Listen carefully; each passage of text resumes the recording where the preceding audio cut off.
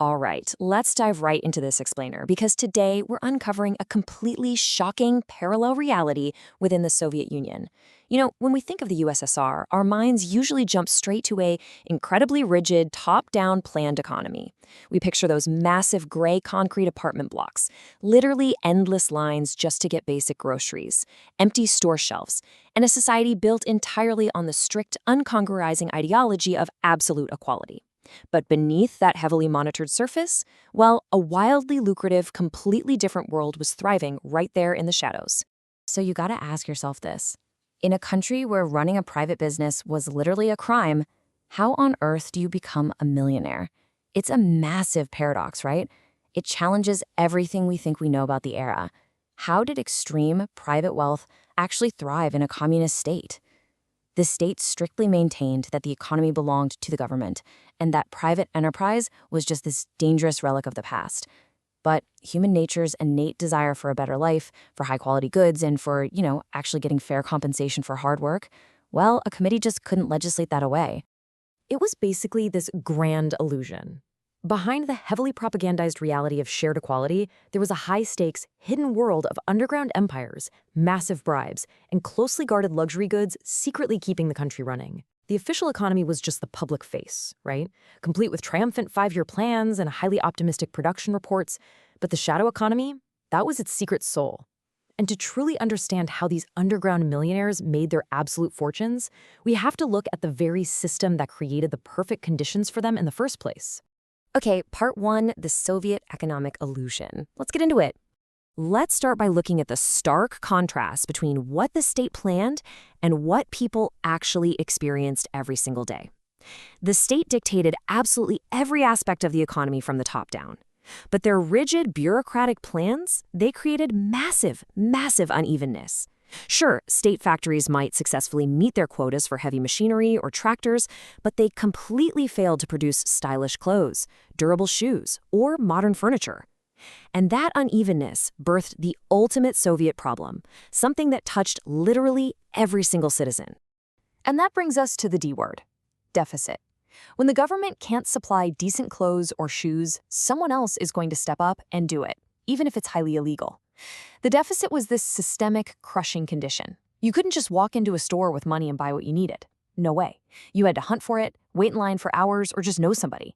So an incredibly desperate demand grew across millions of households. And honestly, wherever there is massive demand, entrepreneurs will inevitably appear. Which leads us perfectly into part two, Tsekhoviki, the underground millionaires.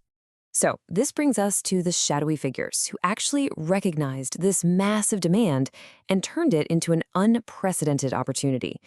And we're not just talking about guys tinkering in a garage on the weekends. Oh no, they ran massive, highly organized factories hidden away in basements and behind soundproofed walls. Now, the word Tsech officially meant a production workshop in a state factory, but in the shadows, Tsekhoviki became the whispered term for these underground kings who completely rivaled state factories in sheer output and quality.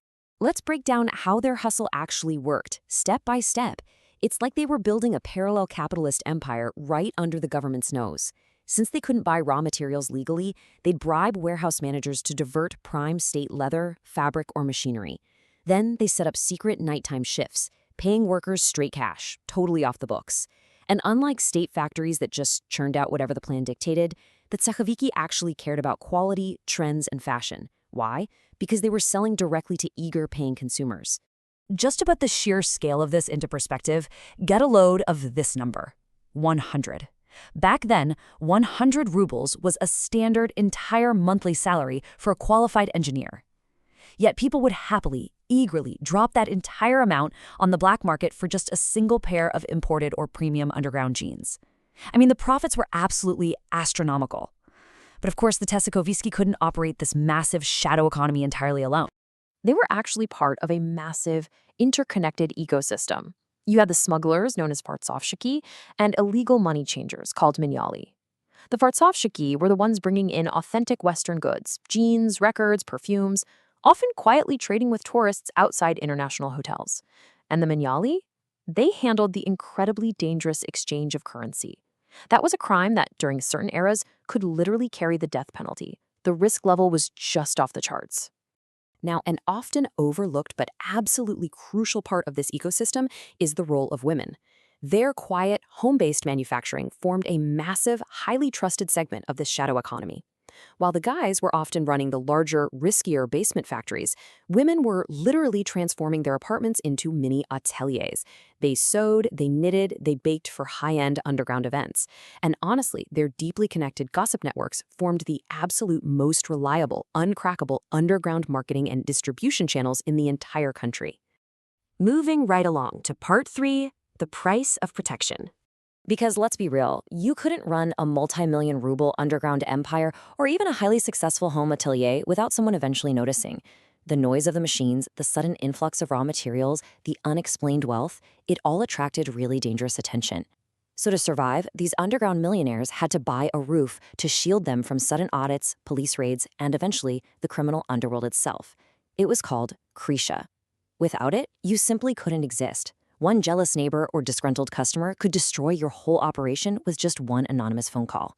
And this created a bizarre, utterly corrupt symbiosis. Just think about it. The very state officials tasked with hunting down and destroying capitalism were actually taking a massive cut of its profits. The local police would conveniently look the other way during a delivery, and state bureaucrats would quietly help secure raw materials. But then, by the late 1970s, organized crime woke up to how much money was flowing in the shadows.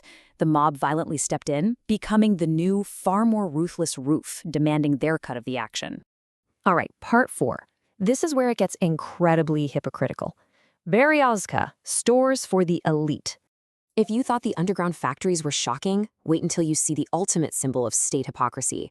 While the government was out there mercilessly hunting down street-level black marketeers, they were simultaneously running their own exclusive retail empire.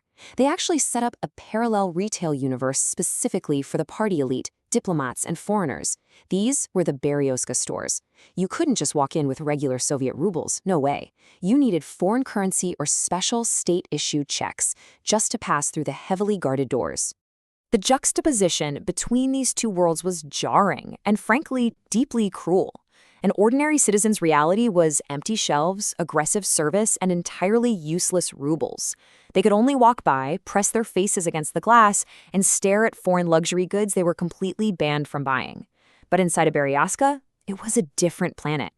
Cutting-edge Japanese cassette players, fine French perfumes, Belgian chocolates, fully stocked shelves, polite service. It completely shattered the grand illusion of a classless society hiding in plain sight right in the middle of major cities. Over the decades, the Beryozka system fundamentally broke the myth of a socialist utopia. It created an entirely separate caste of citizens who had exclusive access to foreign luxury. It basically birthed a parallel Czech economy, where just possessing these small pieces of state-issued paper immediately elevated your social status. The demand to get inside those stores was so incredibly high that it prompted the Mignali to risk severe, years-long prison sentences just to trade those checks in dark alleyways on the black market. Which brings us to our final section, Part 5, Blat, the real Soviet currency. So if regular rubles were practically useless in normal stores because the shelves were completely empty, and you didn't have those incredibly rare foreign checks to get into the Beryozka, how did the average person actually survive? Well, you used Blat. It was this vast, invisible web of personal connections. It's like you help a butcher fix his car, and he saves you a good cut of meat. You help a doctor get that meat, and they quietly move you to the front of the line for a hospital bed. It wasn't direct bribing with cash. It was a deeply intricate, totally necessary economy of favors. Your worth in society wasn't determined by your bank account, but by your phone book. Who do you know? What can you get? Now, the elite used Blat on an entirely different, untouchable level. We're talking securing luxurious country mansions or spots for their kids in highly guarded, elite-only universities. While normal citizens used Blat just to survive or maybe score a decent pair of winter boots, the nomenclatura, the absolute political elite, used it to access closed hospitals with the best doctors, private seaside resorts, and exclusive schools that essentially trained their children to inherit control of the state. I absolutely love this quote because it hits the nail right on the head. True wealth in this system wasn't about having a stash of rubles hidden under your mattress. Having millions of rubles meant absolutely nothing if you couldn't legally buy anything with them. True wealth was the quiet, immense privilege of never having to wait in line. It was a privilege meticulously earned through the connections of Blot, the corrupt protection of Krisha, or the massive secret basement operations of the Tsekhoviki. So I'm going to leave you with this provocative thought to ponder. When the Soviet system finally collapsed in the 1990s and the entire economy changed overnight, it was these very underground businessmen who were already perfectly equipped to inherit the new world. Think about it. They already knew how to manufacture, how to negotiate, how to price goods, and how to survive in totally cutthroat environments. The shadow economy didn't just fade away into history. It basically became the very foundation of the modern market. Thanks so much for joining me to explore this hidden history, and I'll see you next time.